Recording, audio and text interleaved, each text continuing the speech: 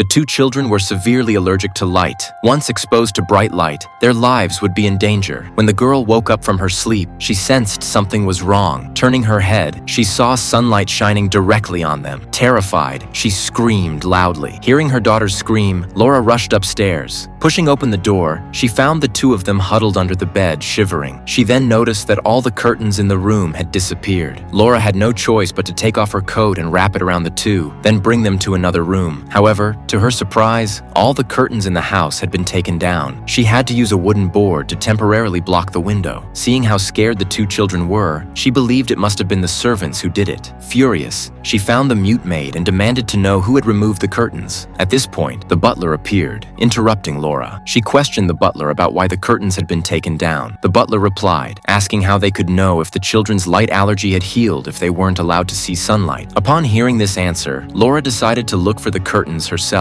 She opened a cabinet and took out a hunting rifle inside. Just then, the butler and the others calmly walked towards her. At this moment, she felt that the butler and the others' purpose was to seize the house, which was why they did this. She pointed the gun at the butler, demanding that he hand over the keys. After the butler gave her the keys, Laura kicked them out of the house. She searched the entire house but couldn't find the missing curtains. Annie, listening to the noise outside, thought her mother had gone crazy again, so she climbed out the window, wanting to go find her father. Nick, not daring to stay in the room alone, followed Annie out. Not long after they left, they noticed 3 tombstones appearing not far away. Annie curiously went forward to take a look. When she saw the names on the tombstones, she instantly broke out in a cold sweat. It turned out that these 3 tombstones belonged to the 3 servants. At the same time, Laura noticed that she hadn't been to the butler's attic yet, so she decided to go check the attic. While searching the butler's room, Laura accidentally saw a photo. She picked up the photo and saw that the back was written with a date from 50 years ago. When she turned the photo over, she saw that in the picture, all 3 servants had their eyes closed. Laura instantly sensed something was wrong. She hurriedly ran to the children's room and found it empty. Just as Annie was examining the tombstones, the 3 servants appeared not far away, slowly walking towards them.